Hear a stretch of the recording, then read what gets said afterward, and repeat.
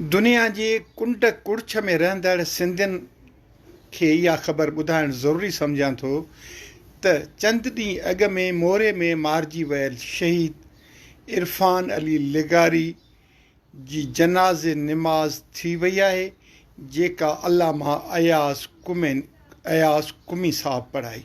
जनाज़े में हज़ारनि जी तादाद में माण्हू शरीक थिया ऐं संदसि जनाज़े में या हुसैन जूं सदाऊं बुलंद थींदियूं रहियूं। मातमी जलूस जी सूरत में निमाज़ वारी जाइ ताईं मैयत खे आंदो वियो, जिते शामियाने जो बि इंतज़ाम कयो वियो हुयो, पर माण्हू हज़ारनि जी तादाद में हुआ। जनाज़े वारी जाइ ते वुज़ूअ ऐं सबील जो बि इंतज़ाम कयो वियो हुयो। वॾी तादाद में सिंध वासी अॼु कुल्हे कांदी थिया शहीद इरफान अली जी कल्ह शाम सीशन कोर्ट जे हुकुम तहत क़बर कुशाई करे मढ़ संदसि वारसनि हवाले कयो वियो हुयो। सॼी राति मढ़ पंहिंजे अङण ते हुयो, घर में हुयो।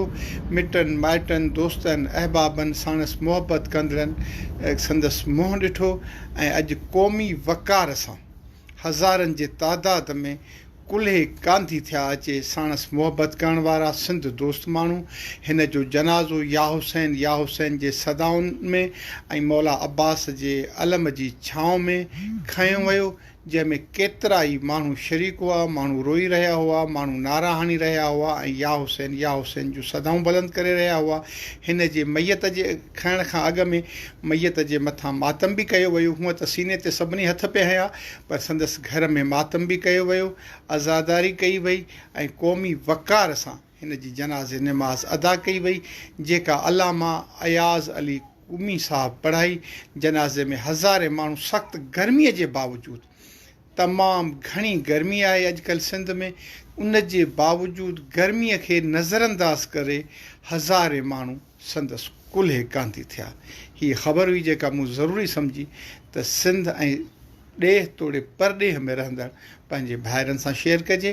पंहिंजे भाउ पंहिंजे दोस्त शेर मोहम्मद ख्वावड़ खे इजाज़त ॾींदा। अला भाई।